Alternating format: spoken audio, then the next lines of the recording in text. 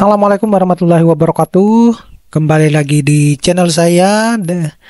Jangan lupa Bapak Ibu untuk terus mendukung channel saya dengan cara mengklik tombol subscribe, like, share, dan komen. Biasakan juga untuk menonton video-video saya secara full.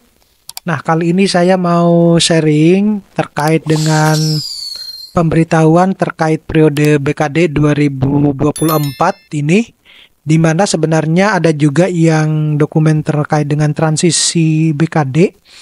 Tapi saya membuatkan informasi sedikit sharing terkait dengan hal ini, di mana salah satu yang saya ketahui tujuan adanya surat pemberitahuan terkait dengan periode BKD ini diharapkan bahwa kedepannya itu tidak ada lagi dosen-dosen yang ketika melakukan pelaporan LKD BKD-nya di sister masing-masing itu semua pelaporannya itu memenuhi sesuai dengan peraturan perundang-undangan yang berlaku. Tentunya sesuai dengan BKD 2021 itu ya.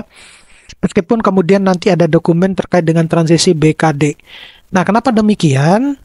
Karena masih banyak ternyata dosen-dosen yang sampai detik ini pun itu masih tidak bisa menerima tunjangan sertifikasi dosennya karena pelaporan BKD-nya itu tidak memenuhi perundang-undangan yang berlaku. Oleh karena itu, harapannya dengan adanya surat pemberitahuan tersebut, pemberitahuan ini ke depannya dosen-dosen itu akan lebih care lagi, akan lebih memperhatikan lagi kebutuhan-kebutuhan yang dibutuhkan untuk pemenuhan di dalam pelaporan BKD, terutama yang berhubungan atau yang berkaitan dengan kewajiban khusus ya, yang seringkali saya tadinya berpikir bahwa kewajiban khusus itu tidak masalah bagi dosen-dosen yang asisten ahli ataupun yang lektor.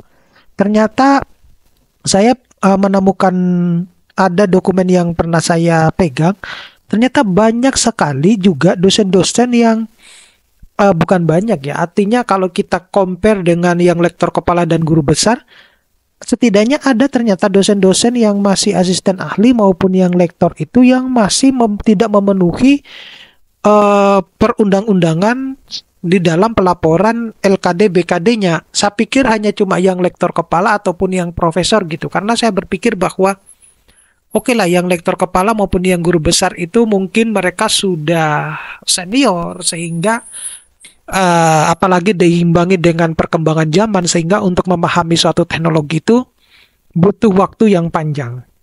Ternyata tidak. Asisten ahli dan lektor itu masih juga ada yang tidak menerima tunjangan sertifikasi dosen. Oleh karena itu, Bapak Ibu, harapannya dengan adanya pemberitahuan ini bukan hanya sekedar untuk memberitahukan bahwa periode untuk BKD itu bulan sekian sampai bulan sekian, bukan hanya itu saja sebenarnya tujuannya, tetapi harapannya itu adalah tidak ada lagi dosen-dosen itu yang tidak menerima tunjangan sertifikasi dosen hanya gara-gara tidak memenuhi perundang-undangan yang berlaku, terutama untuk kewajiban khususnya. Nah, langsung Bapak Ibu bisa lihat di sini bahwasanya penyesuaian sister ya saat ini karena ada nanti sudah akan dibuka lagi terkait dengan pengajuan kenaikan kepangkatan atau jabatan fungsional melalui sister. Jadi saat ini itu sedang diberlakukan atau sedang berlangsung penyesuaian ke sister.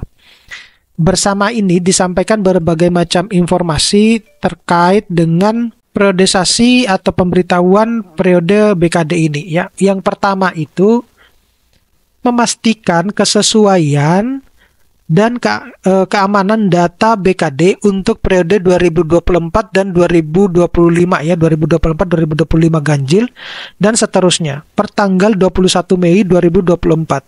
Mekanisme untuk pembuatan periode 2024 dan 2025 ganjil dan periode selanjutnya pada platform sister akan dinonaktifkan sampai bulan Juni 2024 dalam rangka penataan dan penyesuaian BKD. Nah, kalau Bapak Ibu lihat di BKD masing-masing, pasti ada yang tidak bisa diklik ya, karena di situ lagi di penataan. Kenapa dilakukan penataan? Karena saat ini sedang mau segera dibuka tadi ya, khusus untuk jabatan fungsional karena pengajuan jabatan fungsional lektor kepala dan guru besar.